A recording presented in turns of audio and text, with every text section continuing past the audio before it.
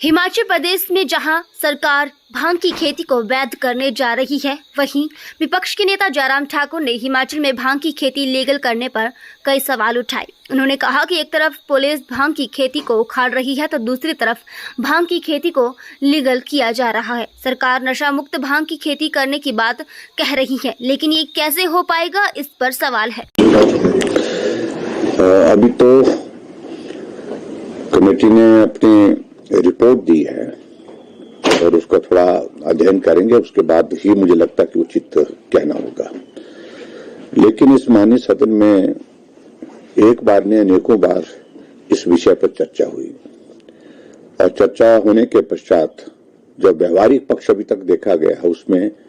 फिर आगे नहीं बढ़ पाए और वहीं रुक गए। उसकी वजह यही है कि प्रदेश में एक बहुत बड़ा वर्ग भी ऐसा भी है जो ये मानता है कि अगर भांग की खेती को हम प्रोत्साहन देंगे तो नशे का प्रचलन नौजवानों में, नई पीढ़ी में और ज्यादा बढ़ेगा। इसलिए मैंने पिछले कल भी विधानसभा के अंदर इस प्रश्न को पूछा कि कमेटी की रिपोर्ट, कमेटी की रिकमेंडेशंस वो एक जगह, लेकिन इसमें हमको इस प्रदेश की जनता की सहभागिता भी करनी चाहिए, उनकी ओपिनियन भी लेनी चाहिए, उनकी राय लेने के बाद आगे बढ़ना चाहिए।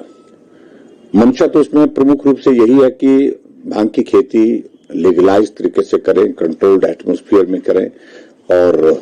आय का एक जरिया बने और उसका जो सब्सटेंस जो है जिससे मेडिसिन बनती है उसको हम एक्सट्रैक्ट करें। इस प्रकार की मंशा इसमें जाहिर की गई है। लेकिन अभी तक हम इस बात को लेकर के भी स्पष्ट नहीं हो पाए हैं कि जो कुछ एक स्टेट्स ने इस तरह के इनिशिएटिव लिए हैं वहां के परिणाम क्या है, वहां लोगों के अंदर एक्सेप्टेबिलिटी क्या है, उसके बाद फिर लोगों के बीच में एक्सेप्टेबिलिटी के साथ उसमें व्यवहारिकता क्या आई है और उसमें रेवेन्यू जनरेशन की दृष्टि से क्या उस स्टेट को हासिल हुआ है और उसके साथ साथ में वहां पर लोगों का परसेप्शन उसके बारे में क्या है। इन तमाम इश्यूज को लेकर के एकदम हमको कोई जंप करना चाहिए किसी कंक्लूजन पर, मुझे लगता है कि वो उचित नहीं होगा। बेहतर होगा कि हम एक बार इस सारे विषय को लेकर के विस्तार से चर्चा करें और चर्चा करने के बाद फिर ही आगे बढ़े, यही मुझे लगता है कि आवश्यक है। एक और इशू उठा है विधानसभा में, फीसदी जो हिमाचलियों को रोजगार नहीं मिल रहा है, उद्योग जितने भी स्थापित किए गए हैं, आपका क्या कहना है? देखिए, इस बात को लेकर हमेशा बात होती रहती है और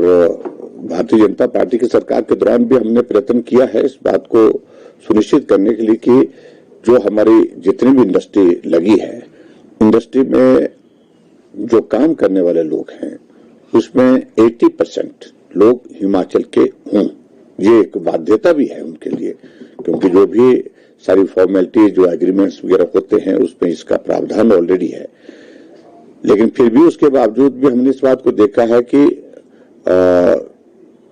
ये उस तरह से इसका पालन अभी तक हो नहीं पा रहा है और कुछ जगह व्यवहारिकता भी है, लेकिन इस पे और ज्यादा फोकस करने की आवश्यकता है। जो बहुत ही जो ऐसे टेक्निकल इश्यूज है वहां पर अगर हिमाचल का कोई नौजवान, हिमाचल का कोई नागरिक नहीं मिल पाता है योग्यता के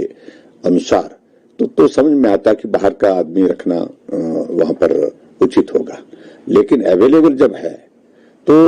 हिमाचल के ही नौजवान को, हिमाचल के ही आदमी को उसमें प्राथमिकता मिलनी चाहिए, ये मान्यता पहले से है। लेकिन इसको मॉनिटर करने की आवश्यकता है और आज भी अभी तक इस सारी चीज को व्यवहारिक रूप से जितना ये जमीनी स्तर पर होना चाहिए था उस तरह से अभी तक अमल में नहीं है। सर, एक आपने